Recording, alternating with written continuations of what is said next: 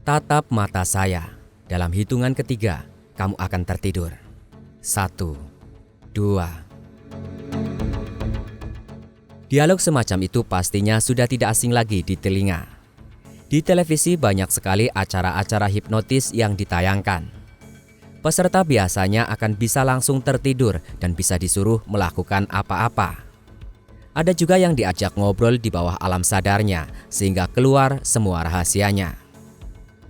Kalau dipikir-pikir, hipnotis ini seram juga ya, karena mengambil alih kesadaran kita. Sebelum lanjut pembahasan mengenai hipnotis ini, silakan subscribe dulu channel Woki TV. Aktifkan juga lonceng notifikasinya agar kamu tidak ketinggalan setiap update menarik dari Woki TV.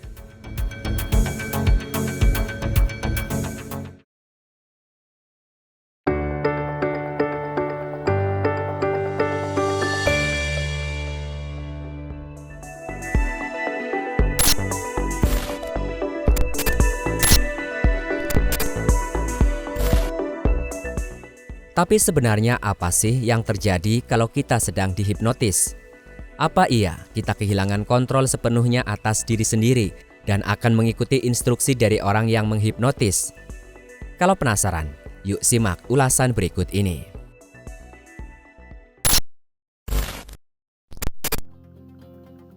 Poin utama dari hipnotis adalah konsentrasi. Tingginya konsentrasi membuat kita terbebas dari koneksi dengan sekitar. Selama ini banyak yang berasumsi bahwa orang yang pikirannya lemah dan kacau bisa jadi mangsa empuk tukang hipnotis. Padahal hipnotis justru hanya akan terjadi jika kita terlalu berkonsentrasi terhadap benda spesifik. Karena semua fokus tercurah ke situ, kita jadi seolah terlepas dari lingkungan sekitar. Analoginya sama seperti saat kita baca buku di tempat umum. Saking serunya berselancar di barisan kata-kata, kita jadi luput memperhatikan sekitar. Kamu ingat kan, ahli hipnotis selalu minta, tatap mata saya, atau perhatikan benda ini. Ya, memang untuk bisa dihipnotis, kamu harus benar-benar fokus.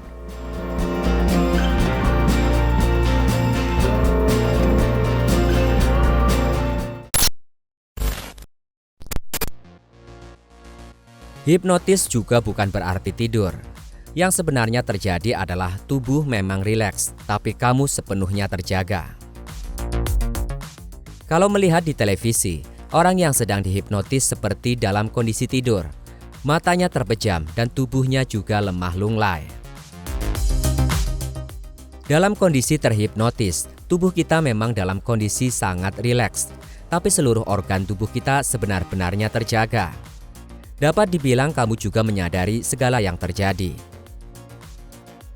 Memang ada kemungkinan kamu yang kelelahan saat dihipnotis akan jatuh tertidur. Nah, saat inilah sang penghipnotis tidak bisa membangunkanmu dan secara otomatis proses hipnotis ini akan terhenti dengan sendirinya.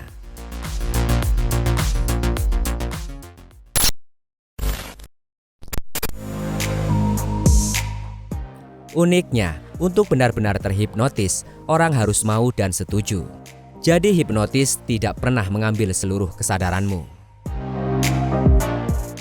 Hipnotis juga digambarkan begitu mengerikan di film dan novel-novel. Orang lain bisa mengontrol kita dan membuat kita seperti zombie. Kalau orang jahat, harta benda kita juga bisa dikuras setelah kita dihipnotis.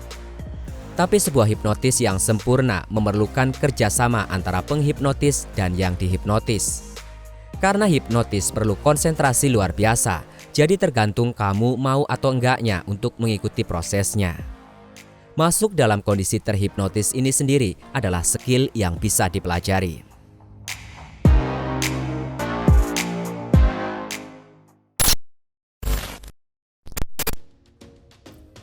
Hipnotis juga bukan serum kebenaran, bukan jaminan apa yang kamu katakan saat dihipnotis itu benar. Masih ingat acara hipnotis yang dibawakan oleh Uya Kuya dulu? Di sana peserta yang dihipnotis seolah-olah jadi belak-belakan atas semua rahasianya. Tapi apakah hipnotis adalah metode untuk membongkar rahasia seseorang? Ternyata tidak begitu. Dalam kondisi terhipnotis, kamu tetap punya kontrol atas dirimu sendiri. Kamu tidak akan ngomong A kalau memang tidak mau ngomong A. Jadi ketika peserta di acara Uya-Kuya membongkar rahasianya, itu berarti dia memang mau membongkar rahasianya sendiri. Kalau dari segi psikologis medis, hipnotis memang bisa membantu seseorang untuk menggali lebih dalam soal pengalaman hidupnya di masa lalu, bagaimana perasaannya dan bagaimana pendapatnya. Tapi pengalaman itu murni subjektif, yang bisa jadi benar dan bisa jadi salah.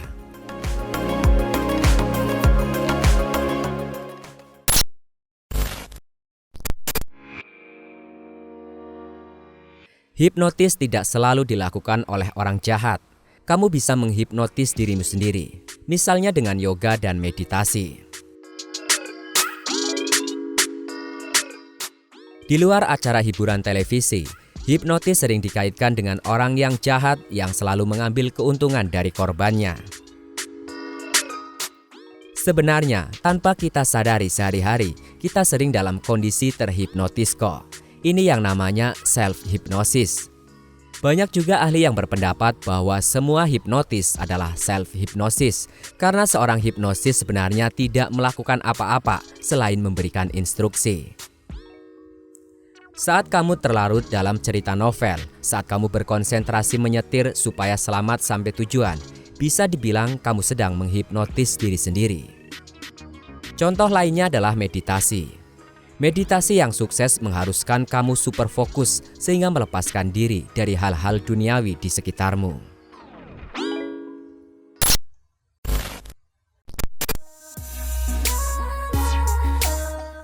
Tidak cuma yang mentalnya lemah saja, semua orang bisa kena hipnotis. Tapi anehnya, semakin tinggi konsentrasi, semakin mudah dihipnotisnya. Hipnotis bisa terjadi kepada siapa saja, tidak cuma kepada dia yang pikirannya sedang kacau dan lemah mentalnya. Tapi tidak semua orang bisa dihipnotis, karena hipnotis membutuhkan kerjasama dari peserta. Uniknya, orang yang cerdas dengan IQ tinggi dan memiliki daya konsentrasi yang tinggi akan lebih mudah memasuki tahap hipnotis. Lagi-lagi kembali ke teori awal, bahwa untuk dihipnotis, kamu harus benar-benar fokus.